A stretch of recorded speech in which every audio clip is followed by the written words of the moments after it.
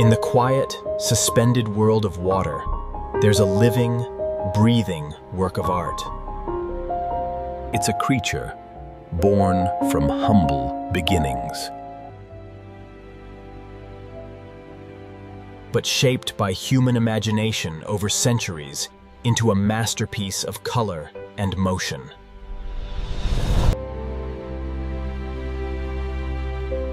It doesn't hang in a gallery or sit on a pedestal. It breathes, it moves, it lives. This is the Siamese fighting fish.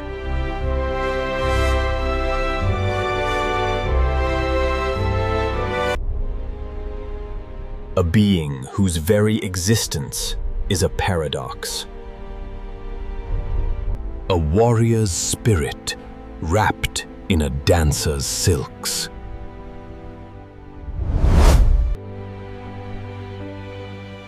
We're so used to seeing them as simple pets in tiny cups that we forget what they really are.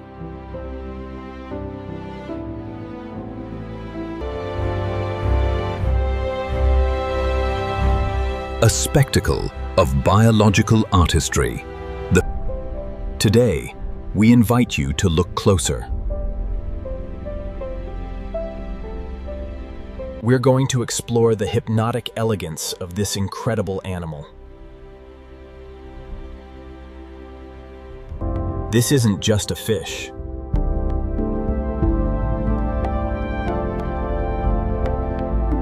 It's a living poem written in sapphire, ruby, and emerald. It's a slow-motion ballet.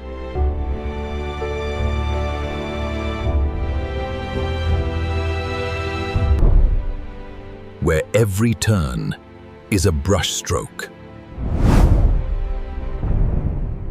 Prepare to witness the breathtaking, kinetic beauty of the Siamese fighting fish. A true slow-motion masterpiece.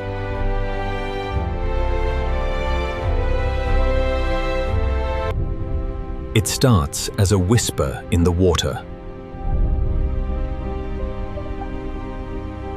A form, barely there, like a drop of ink in liquid glass. Against the deep black, a dark shape begins to stir. Not with a sudden jerk, but a slow, deliberate unfurling. Is it a scrap of silk?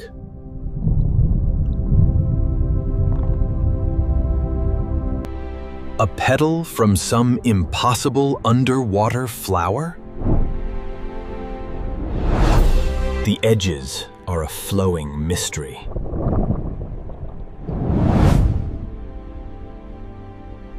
Then, a flicker of light catches a single iridescent scale.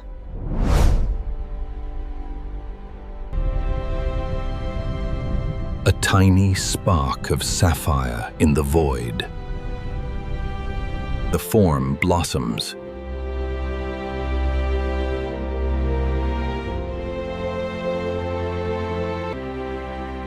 What was a dark blot is now revealing its architecture. A veil of finnage, so delicate it seems woven from shadow and light, begins to ripple.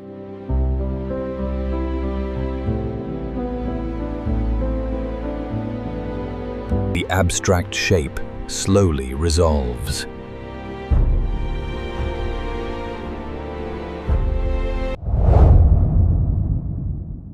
And there it is. A living jewel, revealed in its full glory.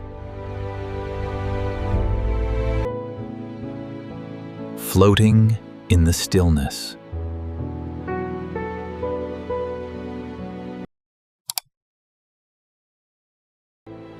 To truly appreciate the Betta, you have to become a student of its form.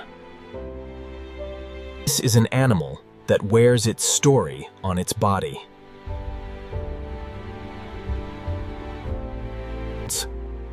A story painted by generations of selective breeding. The fish you see in an aquarium today is a world away from its ancestor. Imagine a small, unassuming fish in the murky, shallow waters of a Southeast Asian rice paddy. Its colors are the muted greens and browns of camouflage. Its fins are short and practical.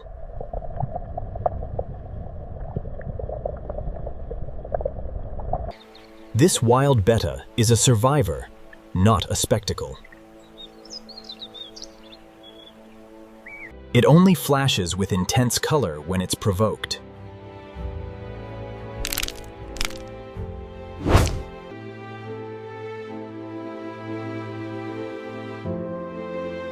Or when it is courting.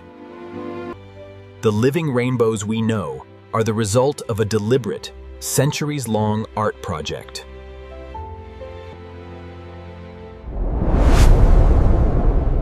Humankind saw that spark of color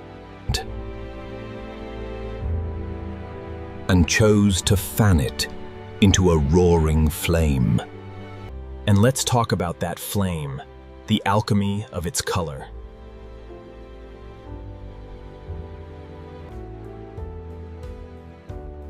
Bettas are often called the designer fish of the aquatic world.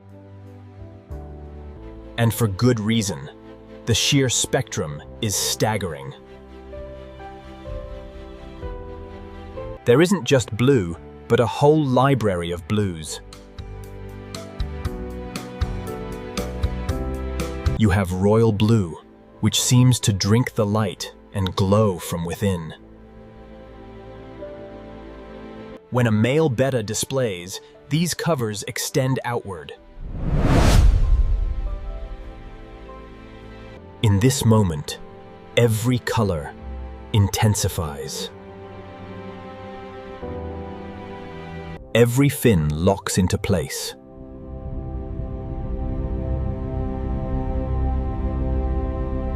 It's an explosion of form, a declaration of presence.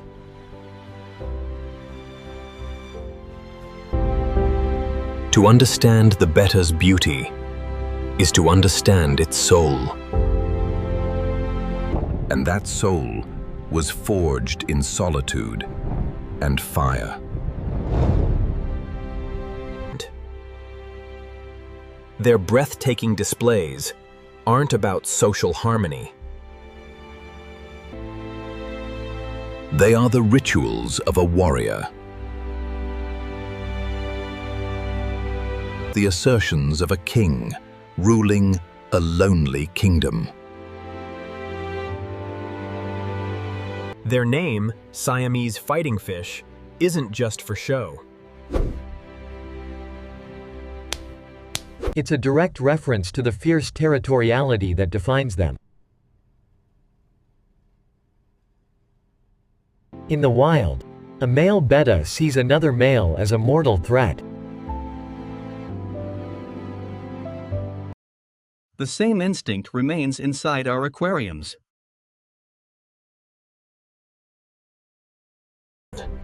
His entire being is hardwired to defend his space. Placing two males together ignites a conflict that is both beautiful and brutal.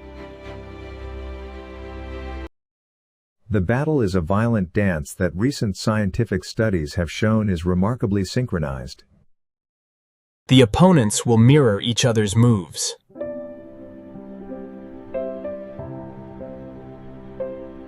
Flaring and striking in a coordinated ballet of aggression. This is why they must be housed alone. The solitary king in his glass castle isn't poetry. It's a biological necessity.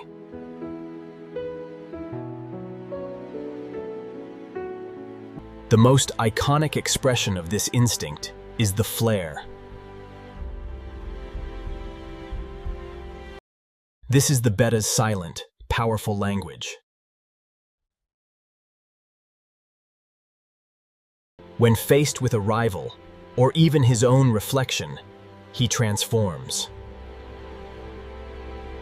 He erects every fin to its maximum, like a ship unfurling all its sails.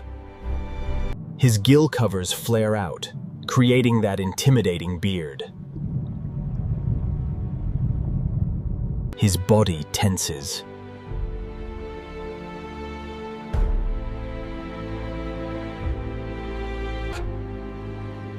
And his colors blaze with astonishing intensity. This isn't just for show.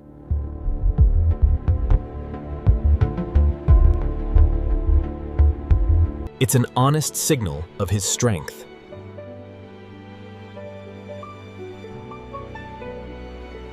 A visual shout that says, "I am here. This is my space."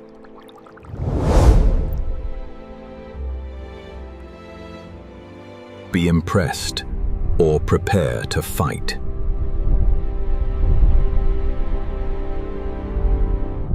To see this in slow motion is to see raw, instinctual power made manifest.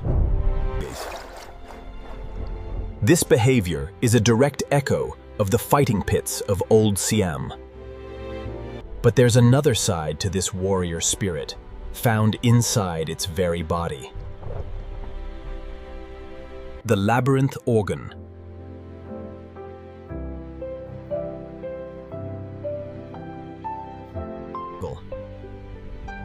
This specialized organ allows the fish to breathe atmospheric air from the surface, much like a lung.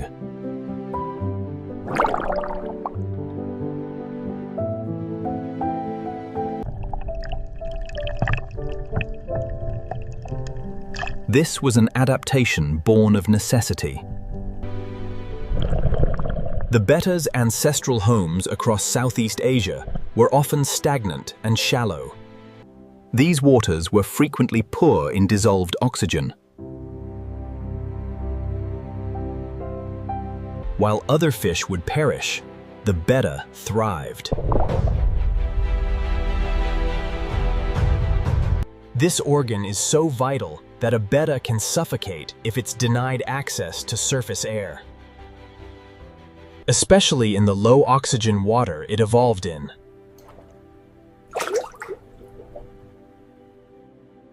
It's a symbol of the Betta's resilience.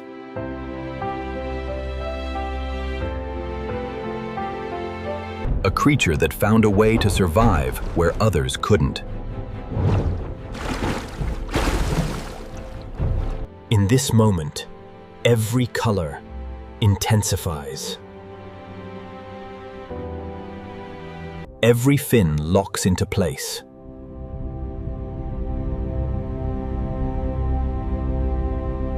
It's an explosion of form, a declaration of presence.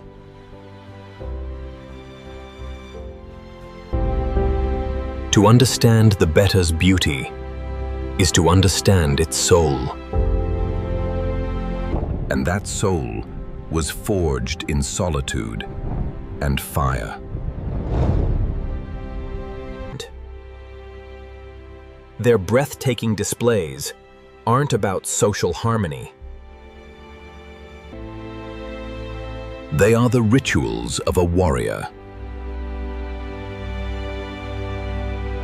The assertions of a king ruling a lonely kingdom. Their name, Siamese Fighting Fish, isn't just for show. It's a direct reference to the fierce territoriality that defines them. In the wild, a male Betta sees another male as a mortal threat. The same instinct remains inside our aquariums.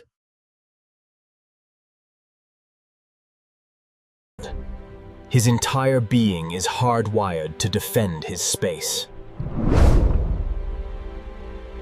Placing two males together ignites a conflict that is both beautiful and brutal. The battle is a violent dance that recent scientific studies have shown is remarkably synchronized.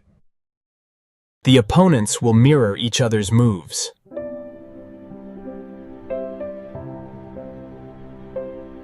Flaring and striking in a coordinated ballet of aggression. This is why they must be housed alone. The solitary king in his glass castle isn't poetry. It's a biological necessity.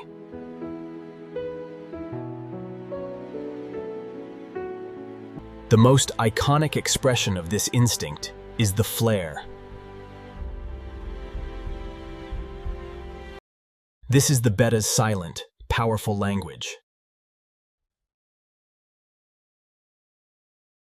When faced with a rival, or even his own reflection, he transforms. He erects every fin to its maximum, like a ship unfurling all its sails. His gill covers flare out, creating that intimidating beard.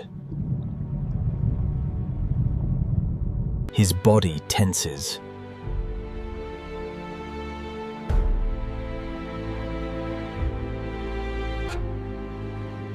And his colors blaze with astonishing intensity. This isn't just for show.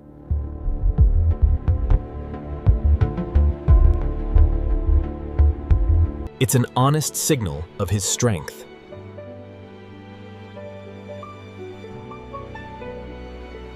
A visual shout that says, "I am here. This is my space."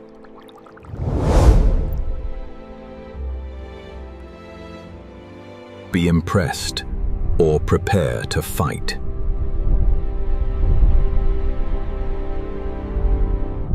To see this in slow motion is to see raw, instinctual power made manifest. This behavior is a direct echo of the fighting pits of old Siam. But there's another side to this warrior spirit, found inside its very body. The labyrinth organ.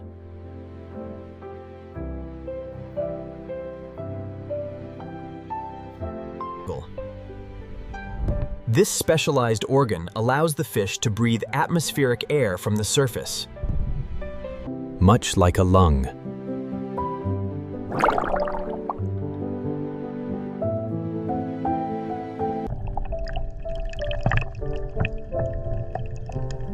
This was an adaptation born of necessity. The Betta's ancestral homes across Southeast Asia were often stagnant and shallow. These waters were frequently poor in dissolved oxygen. While other fish would perish, the Betta thrived.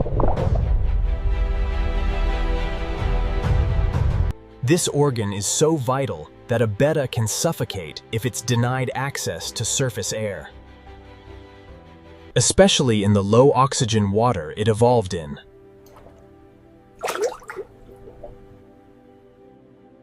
It's a symbol of the Betta's resilience.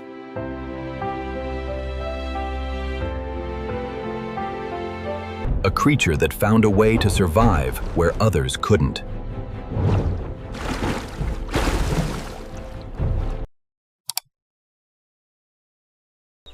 Every living masterpiece has an origin story, and the Betta's is a saga of transformation. Let's travel back a few hundred years to the plains and paddies of Southeast Asia. Across what we now know as Thailand, Cambodia, Laos, and Vietnam. Here lived the wild Betta Splendens.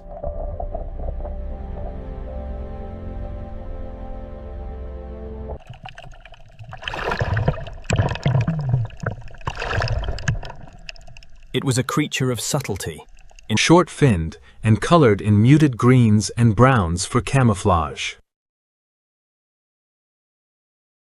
but people were watching.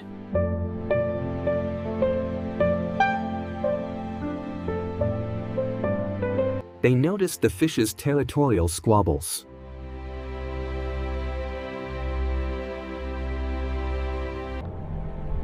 And how, when provoked, they'd flash with surprising color and launch into spirited fights.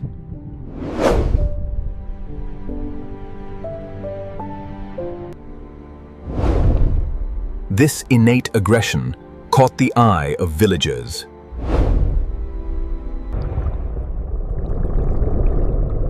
And a new chapter began. People started capturing the fish and staging fights. Betting on the outcome.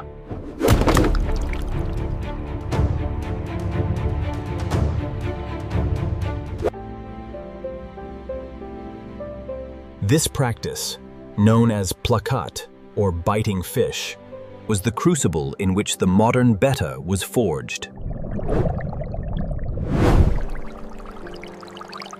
Breeders weren't interested in long fins or color.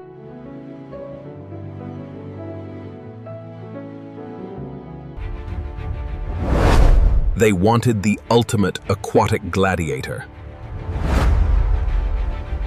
They bred for gameness, stamina, and aggression.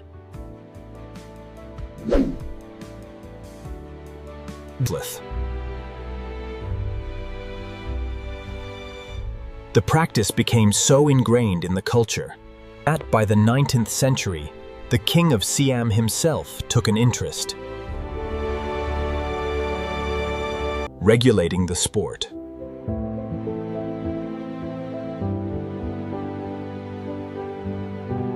The Betta had moved from the paddy to the palace.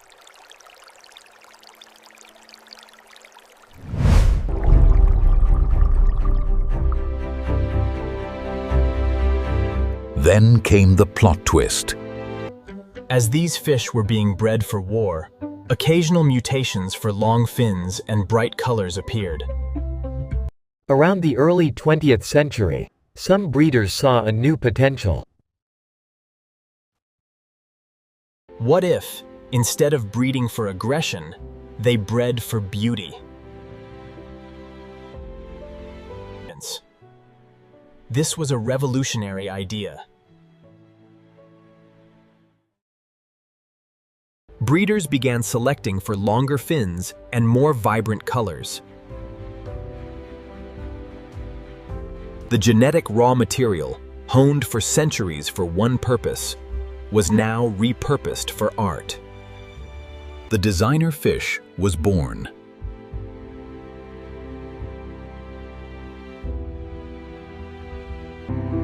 They were imported to the West.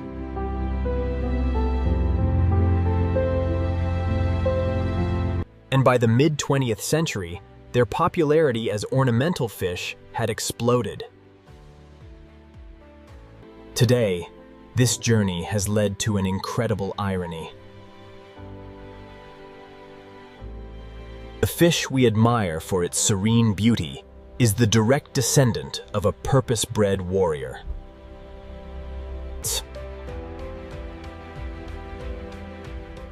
And this popularity has created another paradox. While the selectively bred Betta Splendens is one of the most common aquarium fish in the world, its wild ancestor is in trouble. The very marshes and paddies that served as its cradle are disappearing.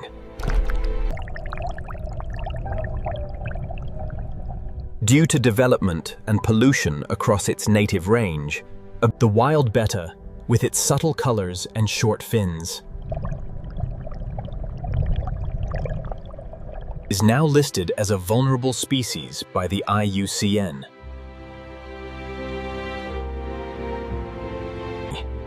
It's a poignant reminder that the beauty we cherish is tethered to a fragile natural world. Within the solitary world of the male betta lies a powerful, creative drive.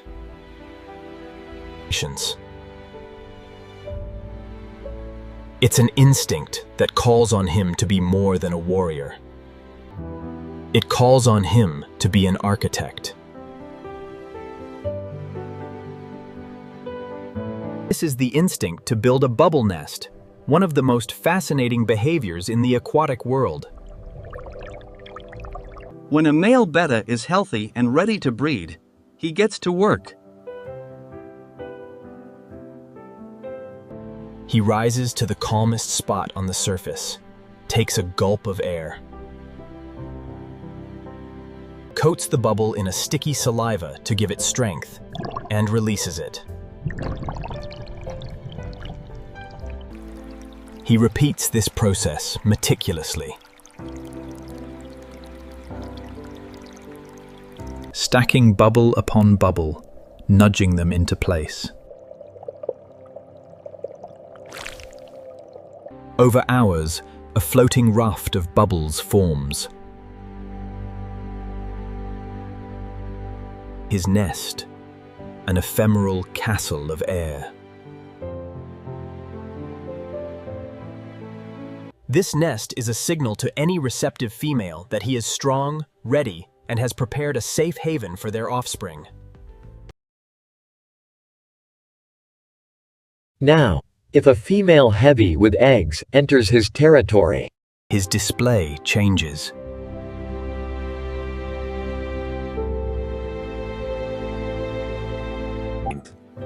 His flaring becomes an invitation, an advertisement of his splendor. This is the courting dance.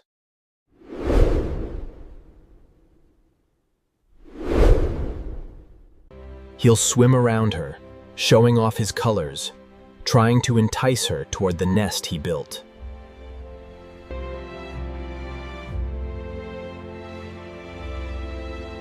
The dance ends beneath the nest.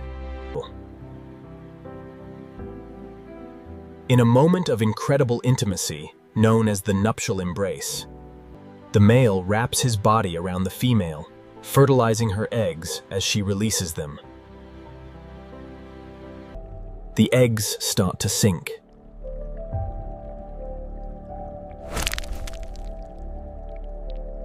But the male's job as guardian begins immediately. He releases the female, darts down, and delicately catches the falling eggs in his mouth. He then carries them up to the bubble nest and spits them into the frothy mass for safekeeping. Once spawning is complete, his demeanor shifts. The female is now a threat to the eggs, and he will aggressively drive her away.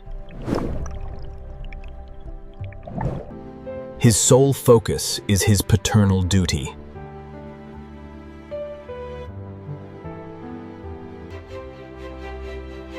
for the next few days, he stands guard, constantly tending to the nest. And catching any eggs or newly hatched fry that fall. He will retrieve any that wiggle free and spit them back into the nest. It's only when the young fish become free swimming that his duty is done. He is a warrior, yes.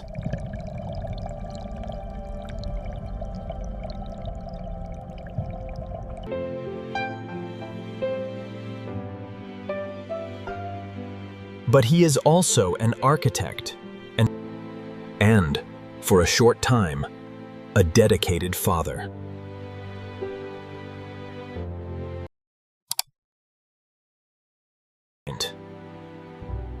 To possess a work of art is to accept responsibility for it. When the art is alive, that responsibility deepens. To own a betta is to become the curator of a life. Their breathtaking beauty, the vibrant colors and impossible fins, is a direct reflection of their health. A healthy betta displays its beauty through clear color, graceful movement, and open fins. A stressed or neglected betta will quickly lose its splendor. Its colors will dull.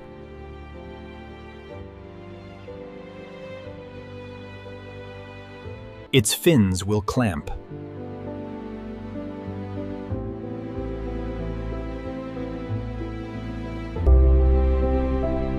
And its spirit will fade. For decades, a harmful myth has surrounded this fish.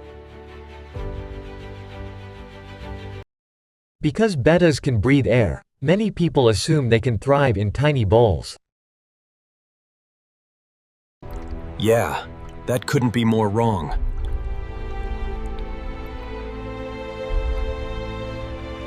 A small bowl isn't a home.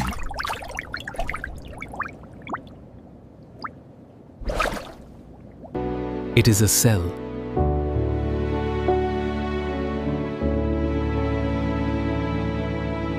Toxic ammonia builds up rapidly.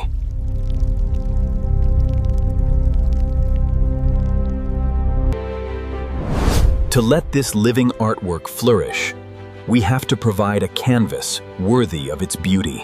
First, space.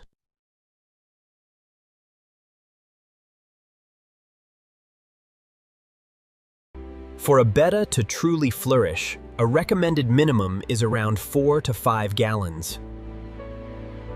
That is approximately 15 to 20 liters. That volume provides a more stable environment.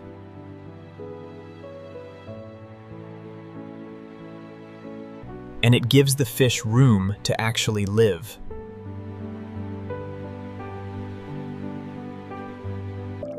Second is warmth.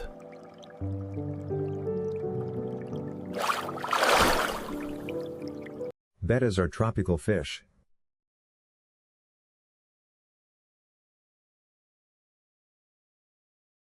They thrive in temperatures between 75 and 82 degrees Fahrenheit. Or about 24 to 28 degrees Celsius.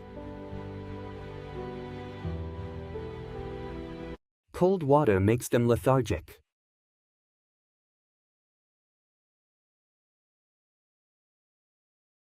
And highly susceptible to disease.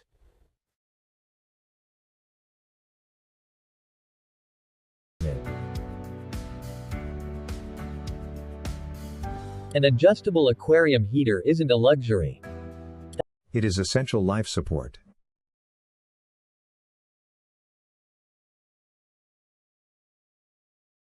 Third, clean water is paramount.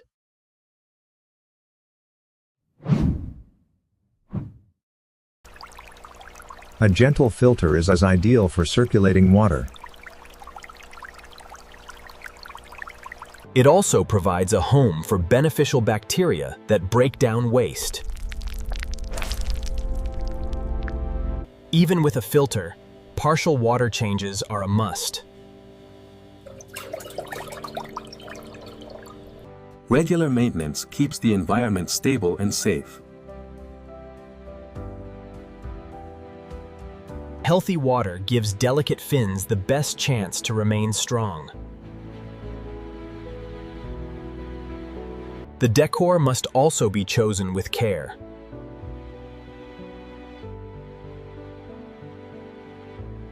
Sharp plastic plants can be like razors to those delicate fins.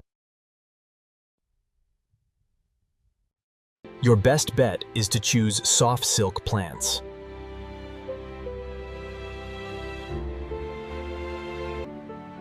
Or, even better, live aquatic plants.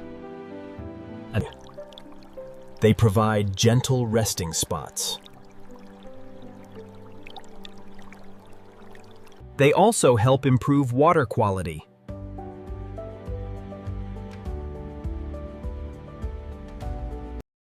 A Betta hammock is a simple leaf placed near the surface. It gives them a perfect place to rest, near the air they need to breathe. Resting near the surface reduces the effort needed to breathe. Finally, we have to nourish those colors from within. A varied, high-protein diet is key.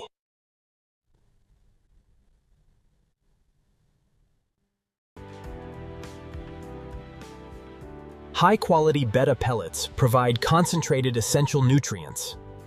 These can be supplemented with treats like frozen or live brine shrimp. Bloodworms can also be offered as an occasional protein-rich treat. These foods also give the fish a chance to engage its hunting instincts. Proper nutrition supports energy, growth, immunity, and vivid color. By providing space, warmth, clean water, a safe environment, and proper nutrition, we are acting as responsible curators.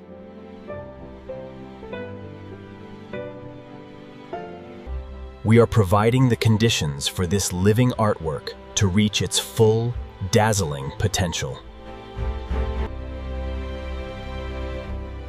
The ultimate beauty of the Siamese fighting fish is not just what we see, but what we nurture.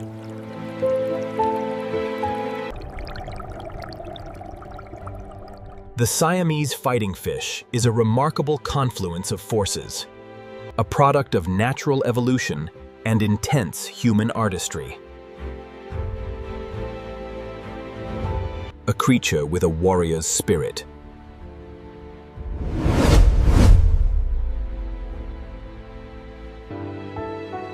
And a dancer's grace. They teach us that beauty can be found in the most unexpected places. And that with this beauty comes a profound responsibility.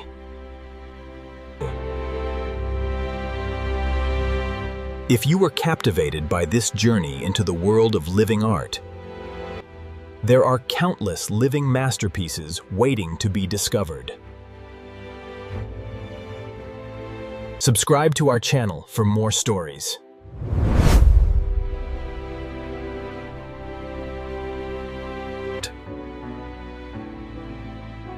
About the stunning masterpieces that live and breathe all around us.